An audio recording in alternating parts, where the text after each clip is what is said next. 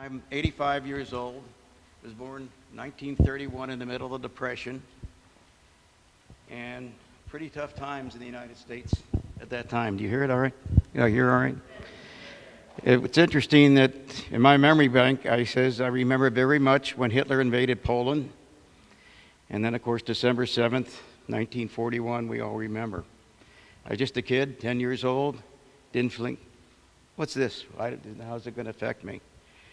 Anyhow, I went to the Sisters of Mercy from Mother Mercy Academy, and of course the war continued on. And then, as it was, I had to go to high school, and my father decided that I should go to military school. So in 1944, I went off to military school for military training, a prep school for West Point. I didn't make West Point, by the way. So when I got done with that, I went to Xavier University, and my story is about the Three Musketeers, three young, cocky little guys at Xavier University. Somehow or another, they talked me into going to ROTC.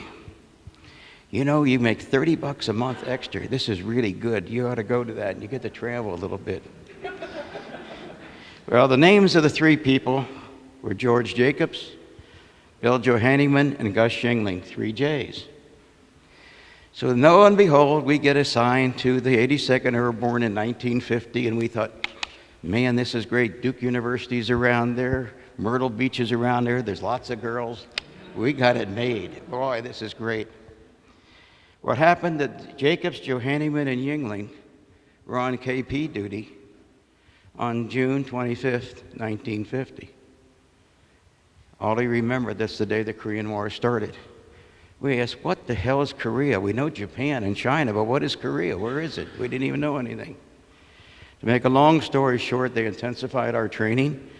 Nothing like a need for forward observers, as some of you know. Well, going over that, I graduated, became a second lieutenant, finished out Xavier University, and the day that I graduated, I got my orders for active duty to go to Fort Sill, Oklahoma, for advanced artillery training. Finished that up and was assigned to Camp Carson, Colorado, and boy, did I think I had it made. I'm sitting there next to the Broadmoor Hotel, and I'm a training officer with no direct responsibility except training other young men how to run a fire detection center. Man, this is really good. On my 22nd birthday, I went into my office, and my sergeant says, I've got good news for you, and I've got bad news for you.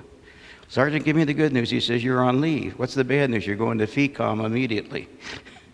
So I packed up my stuff, went home, said goodbye to my parents, flew out to San Francisco, got oriented there, San Francisco to Honolulu, Honolulu to Wake Island, Wake Island to Tokyo. There we were briefed, told us what the situation was, and we were going to go to Korea in 2 days. Landed at Kimpo Airport with a tank surrounding it. As you know, Seoul was 3 times up and back, and there wasn't much left of Seoul. Well, you're going to get on a train, Lieutenant, and go up to Chuncheon. Where in the hell's Chuncheon? I didn't know where it was. Well, it's pretty close to the 38th parallel. Got to Chuncheon, got off a Jeep, met me. You're going to go with the 300th Armored Field Artillery, part of the 5th Group Artillery, in support of the Korean Capital Division. I said, the Korean Capital Division? What the hell am I doing there for? Well, it happens the Korean was the Capital Division, if any of you remember, was the best division. And if you ever work with the Koreans, they're pretty damn good soldiers. The war was coming to a conclusion. We thought the truce was going to come anytime, so I get up to the bank, and Major O'Brien and Colonel Reddington greeted me, and he says, Lieutenant, I hear that you're pretty good in fire direction control. I said, yes, sir, I trained a lot of people. He said, see that hill up there?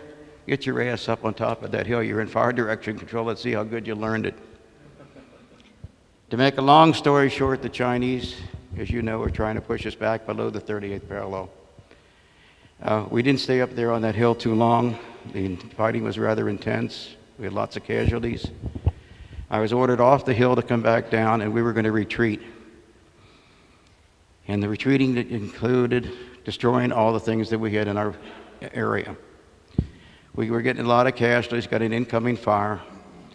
And of course, in Korea, you were on one side of the hill, they were on the other down there, so you didn't know what was happening. Unfortunately, and the good news is that Lieutenant Jacobs and Lieutenant Juengling and Lieutenant Johanigman were trying to destroy what we had established at that time. Unfortunately, during that time, we had a lot of casualties ourselves right there, young men. And then, of course, in doing some of our fellow officers were out there taking and destroying their equipment, and some got injured pretty badly, had to be evacuated.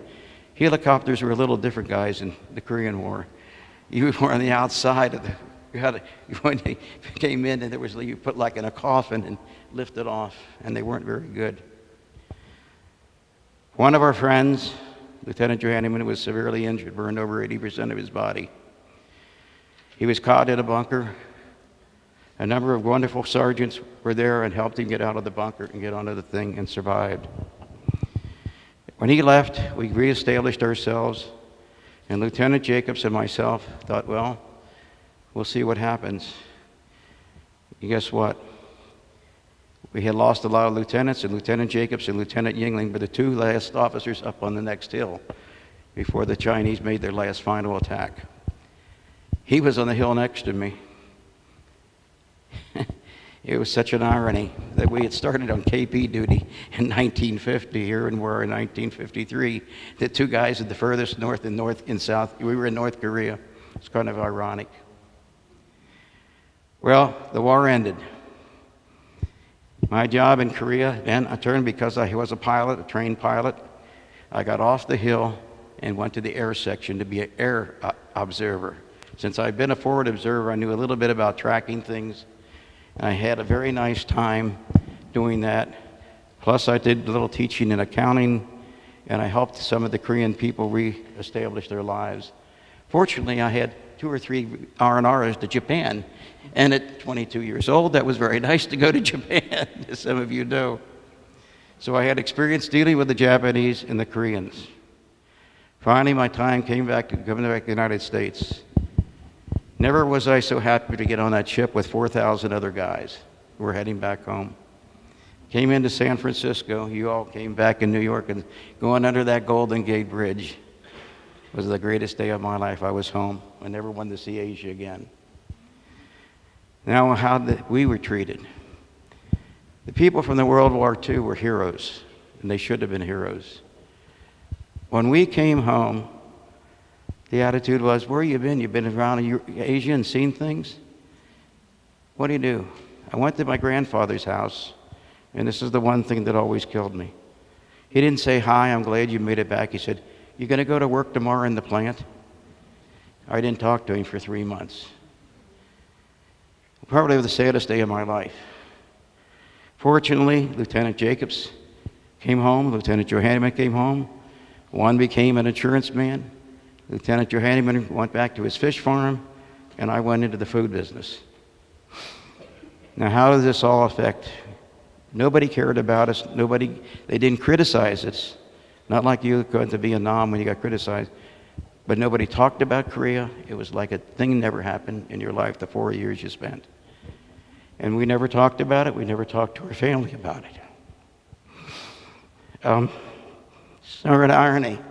This building where we were, in 1987, I went to work for John Morrell and Company, and my office was right where we are today. Kind of ironic, isn't it? Here's the more irony, if you want to know irony. Milt Sloss, who ran Kahn's company, was my boss. He wasn't very appreciative of the Orientals, and I hadn't experience, so he assigned me to the export market. My job was to take and help bring the Koreans and the Japanese, who were big customers of John Morrell. And with that, I worked there for a number of years. Then in 1961, I retired from John Morrell and started my own company. And I thought, well, isn't this something? I was visiting a turkey factory down in North Carolina, and the owner of the company said, Gus, didn't you go to Korea? Weren't you in the Korean War? I said, yes. He said, I have my Korean customers here. So I went to dinner with him, and the older Korean gentleman bowed to me. He said, thank you for service in my country. He said, I understand that you were the support fire for the Korean Division, Capital Division. He said, one of my relatives was the commanding officer.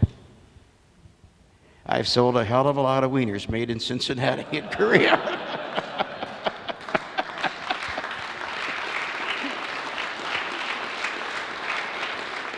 So my mood is telling you that sometimes we go through hell and the consequences 30 and 40 years later come to pay off.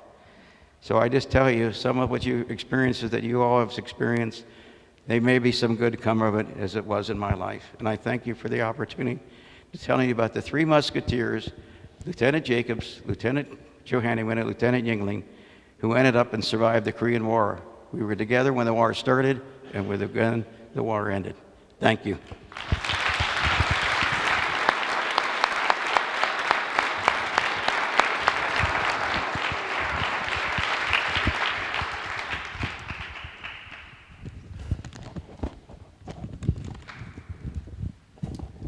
So I'm not the best storyteller. I was wondering, sorry. I was wondering, I need some water first. Not beer. That's for later.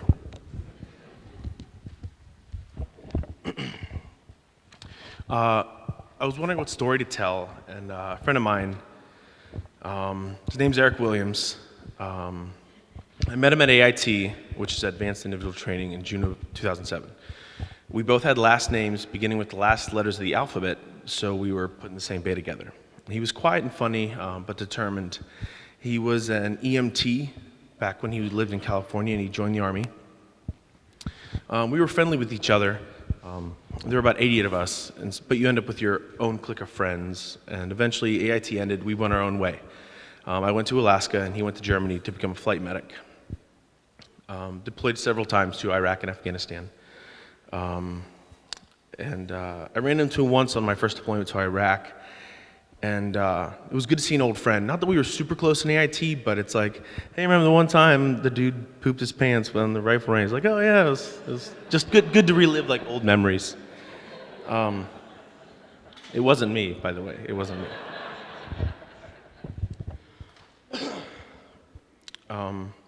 So I went to Iraq and he went to Iraq. We never saw each other again.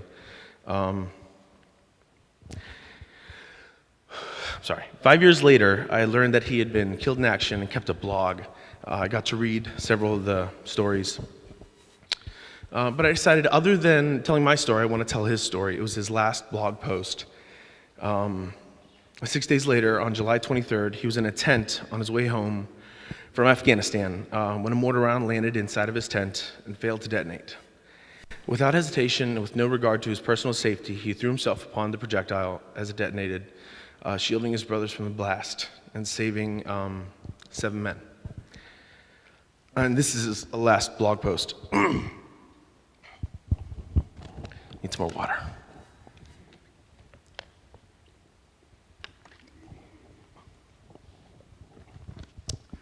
This deployment is coming to an end, and in a few days we will be on a plane back to the United States to rejoin our friends and family and try to readjust to a certain semblance of what we think life should be.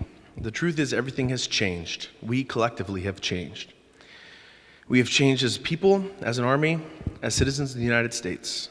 We face uncertainty in nearly every aspect of our lives. Our families have been without us for a year, and we only have 2 weeks to try to enjoy the extremely limited time we have with them before it's back to the daily grind. 2 weeks to try to reconnect, although this process can take weeks, months, or even years. There is no promise that any of us will return unchanged. We collectively have been granted access to something few ever see, or choose to see for that matter. We have bared witness to the atrocities of war, and we have thrust ourselves into the midst of chaos in order to do something so important, so visceral, that few will ever understand what it means. We collectively have risked it all and put everything on the line to save our fellow man, regardless of the nationality, race, religion, or sex. I, for one, will reflect on these experiences for decades to come, and I know my comrades will as well. I cannot begin to describe the things we've seen, felt, or heard. We have lost brothers and colleagues. We have felt the sting of losing someone we tried our hardest to save. We have cleaned up the blood and reset our equipment in order to go back out and do that again. These people that I work with are some of the most dedicated men and women I have ever met. They come from all walks of life, and although different in so many aspects, all come together collectively to accomplish this mission. I'm proud to say that I work with some of the most professional people there are, but now we are going home. We are out of this godforsaken country, but we take with us the weight of 1,000 missions to try to dissect them as best we know. Now I am preparing to jump on a plane and return to a world that I don't really understand anymore.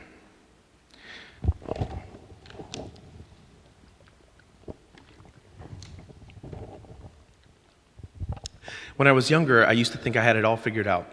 The older I get, and the more aware I become, the more lost I feel. There's a widening gap between service member and civilian. Our economy is struggling, jobs are scarce, and I can only sit back and watch as our home slips into a more prevalent ideology of entitlement, where we are inundated with political pressures, told how to think and feel, who to vote for because of a political party, and try voicing our intolerance by liking a status on Facebook. It's sickening to me now. Our youth are hamstringed by a failing education system. The poor are being cast out and pushed aside. Veterans of these wars are living at an all-time high of homelessness and joblessness. You can't throw a rock in this country without hitting dozens of heavily medicated veterans, but the general public cares less about them and for us. For the general public, unless you have something personally invested in these wars, they just want to get along with their day, without having to be reminded of what these men and women endure on a daily basis. It is unfathomable to them. Thus, the widening gap grows. In times of random occurrence, we hear, "Thank you for your service in an airport and a restaurant," in passing at the realization that you served, although I'm sure most appreciate it. I know when I hear it, it sounds forced, like it's some requirement to say.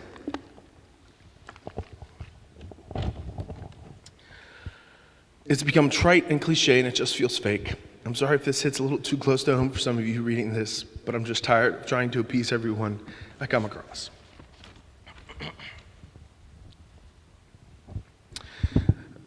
The general American public want their Starbucks and celebrity gossip, and they're 16 and pregnant. We are breeding a generation of young people who have no idea what this country is founded on or for what its citizens had to go through in order to make this country great, and more about what time Jersey Shore's on.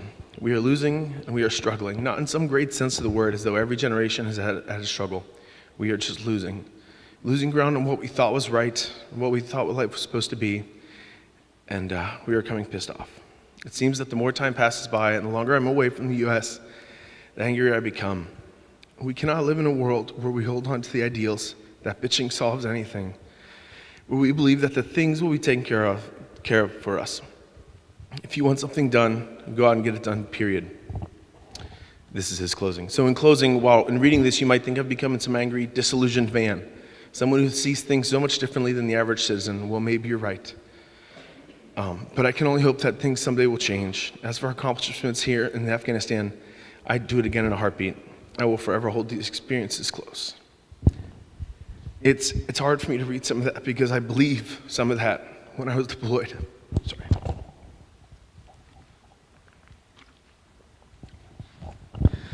He thought about it and wrote it, but didn't get a chance to process it and deal with it as I have. And I just wanted to read that because no one else will ever read that, but now you guys are part of his life. Thank you.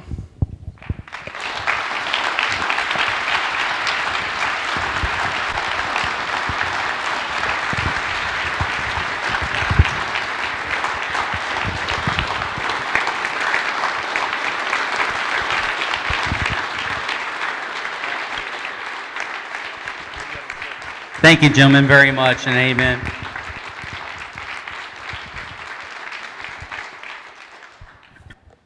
We'd like to open it up for any question and answerings at this time, if anybody has any Q&A.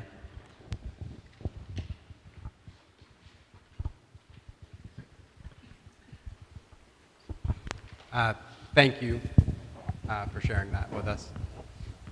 One of the lines that was in there was talking about the widening gap that exists, and a couple of us were actually talking about that before, that with the engagements that we've got currently with our military, most of us are further and further removed from people who are serving.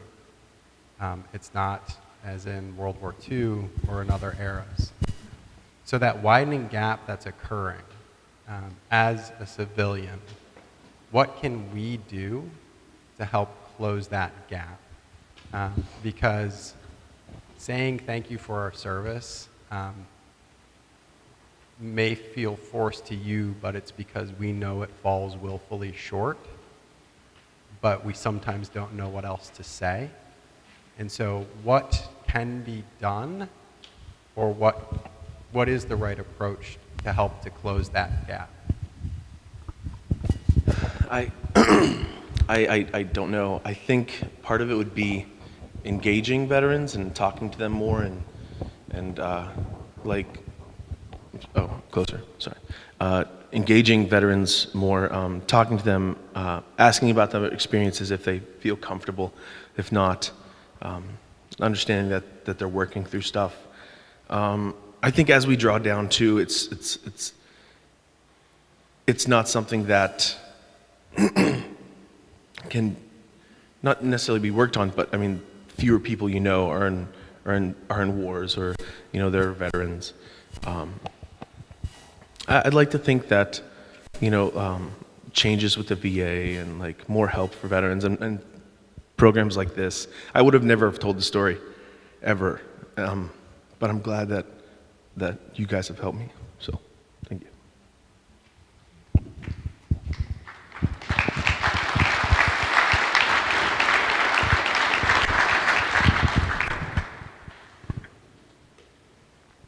The letter that you read, I probably could have written the same thing in Vietnam because I had a lot of those same thoughts.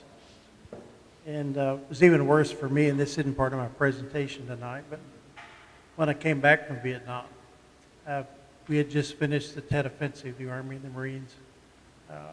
Totally kicked the butt of the NVA and Viet Cong, and it was total. Matter of fact, the Viet Cong was so decimated, they didn't even have a fighting force anymore in Vietnam. And when I came back, I had that thought in the mind because we knew we'd won a major, we thought we'd won the war, really. Come back 2 days later when I land on the West Coast. That has nothing to do with it, it's just where we landed. But to read the newspaper headlines how the U.S. was losing the war in Vietnam because we were surprised. Well, I don't know if any enemy worth his salt is going to telegraph what they're going to do anyway. The key is, what do you do afterwards? And we just really wiped the face of the earth with them. But come over here, now we lost the war. So it's even worse for me by doing that. If I come back 6 months later or whatever, wouldn't have had the same impact. So a couple lessons I learned from that. Never trust the media. And the other thing that I learned was that if our civilian politicians are going to send the Marines, the Army, and our armed forces to war, don't do it unless you're going to finish the war, just like in World War II. Korea was the same thing as in Vietnam.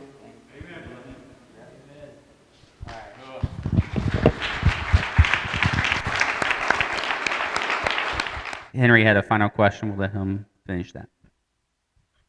I just wanted to ask Gus over there, when you were at Fort Carson, did you have an opportunity to walk to the top of Pikes Peak? Did I? No, I didn't walk to the top. I took the train up. You, There's some smaller mountains that I did walk up, Sergeant, but Pikes Peak, I took the train up. I walked to the top of Pikes Peak when I was stationed out there leading a mule. Yeah, the mule, we had the 75 millimeter mule. We were at Camp Carson yet for the Second World War. They fought in Italy. Yeah. All right, that's awesome. All right, ladies and gentlemen, please give it up for Gus and Will.